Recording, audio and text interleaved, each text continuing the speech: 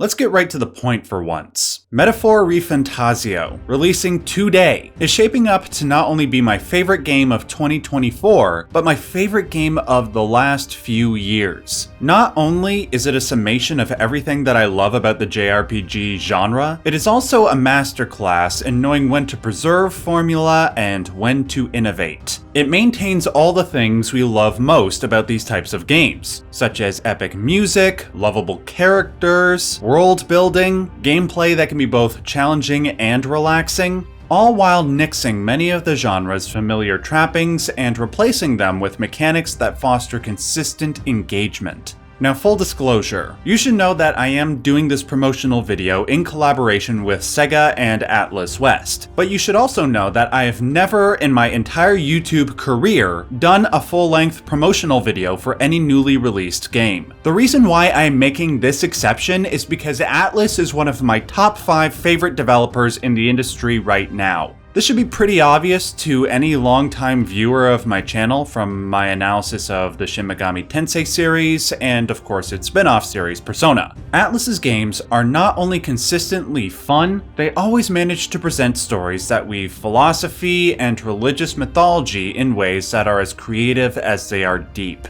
And Metaphor ReFantazio is looking like it is going to continue that streak. I will detail the ways that Metaphor builds upon the JRPG genre, while also giving some of the usual Max Derrat type analysis of the story, but before I do, I am happy to announce that this video contains no spoilers beyond anything revealed in the demo and the game's promotional materials, so you can watch safely and then go play the game for yourself.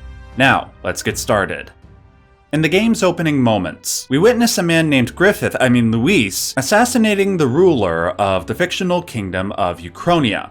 On top of this, the king's only heir, we later find out, also suffered an assassination attempt that wasn't technically successful, but did end with a curse, one that put the prince in a coma-like state where thorns encroach upon him. Luis did this because he sees the former king's pursuit of utopia, as well as his attempt to ease the widespread racial tension in his kingdom as frivolous, given the poor state that everything is currently in. So, his plan was to kill the king and then offer himself up as a replacement at his funeral, where he would reveal his plans to replace the former king's ideology of inefficient altruism with an ideology based around strength. This is where our protagonist enters the story. As a longtime friend of the prince, he is tasked with delivering vital information to a contact within the kingdom's army. However, a twist occurs when the army unit they join turns out to be secretly conspiring against the kingdom they are supposed to protect, sending the protagonist and their comrades on a deadly mission. Though they managed to subdue most of their former brothers in arms, they barely managed to escape with their lives due to encounters with a powerful race of foes, which, intriguingly, are named humans. In confronting these humans, a power is awakened within our heroes known as archetypes, which grants them the strength possessed only by the greatest heroes of the greatest stories and mythologies throughout history. By the way, that's not an exaggeratory description. That's literally what the power of the archetypes do. But I will expand upon that more in a couple of minutes. Empowered by the archetypes, the protagonist and his allies resolve to kill Luis at the king's funeral. Just as Luis is about to meet his fate, the late king, through some unknown magical force, intervenes and commands that all of Uchronia must participate in a winner-take-all tournament for the throne.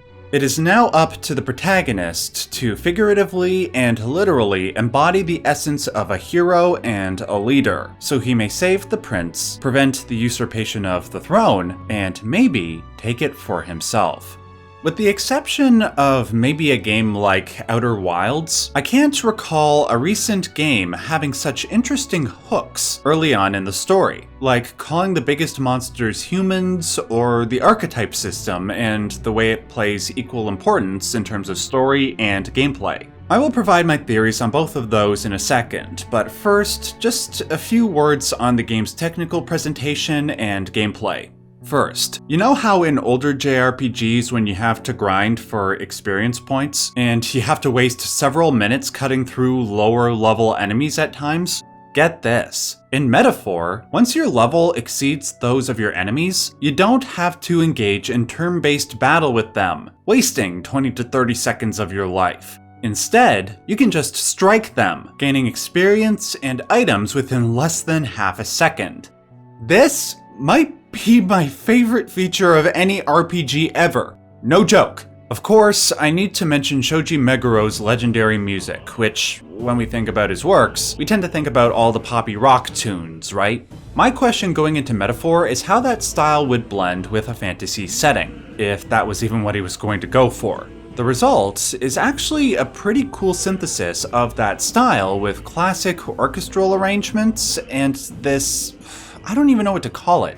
Like a Shinto-esque chant during the battle theme? Whatever it is, it not only sounds awesome, it's one of many things that helps give Metaphor its own unique identity. Like I said at the beginning, Metaphor knows how to preserve the familiar and where it is necessary to innovate with every aspect of its game design. And the music is just another example of that.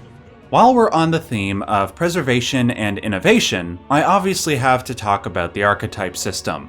Look, of course I was going to do a video on Metaphor because Atlus's games somehow managed to reference Carl Jung's theory more than I do, and to say they do it well is an understatement. To explain how brilliant the archetype system is in Metaphor, I first have to cite its immediate predecessor, which is the tarot card system in Persona.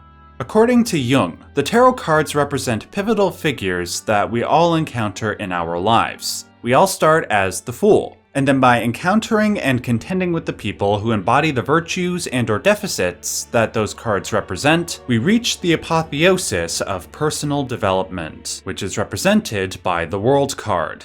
The reason why Jung said this about the tarot cards and suggested that we all meet people who embody what those cards mean is because they represent archetypes. Archetypes can be best understood as sort of like universal patterns, like mothers and fathers, life and death, suns and moons. Metaphor builds upon this idea of contending with the archetypes depicted in tarot cards by instead having the player contend with the most common archetypes from stories, generally speaking. From a story point of view, the main protagonist and his allies will reach apotheosis by trying to understand what it means to embody a common storytelling archetype.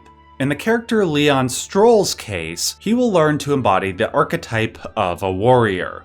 In the character Hulkenberg's case, she will learn what virtues and qualities are necessary to be the greatest possible knight, the archetypal knight. As for what the end result will be for these characters, or for the story in general, well, I think the game gives a clue pretty early on. The game hints that if you can embody an archetype perfectly, you can bridge the gap between the world of reality and the world of fantasy. What could that mean? Well, I think we see one possibility in the existence of monsters known as humans, monsters being from fantasy and humans being from reality. As for gameplay, when a character is introduced, the archetype they are correlated with comes with certain skills, but they are not limited to just that archetype. For example, you can make Stroll, who begins with the warrior, a melee archetype, into the mage archetype. This can really help in boss fights, particularly when they have weaknesses to certain attacks. If a boss is really weak to pierce attacks, for example, you can change all your party members into knights and more effectively fight that boss. Otherwise, you can rely on synthesis attacks, where certain party members might have different archetypes, but that combination of different archetypes can lead to more powerful attacks. This is like peak customization, guys. I love it. And this is just a taste of what awaits you in Metaphor ReFantazio, and I mean that more literally than you think. Atlus confirmed that the game is as long as Persona 5, and that game had like, what, over 100 hours of content, and I loved every second of it.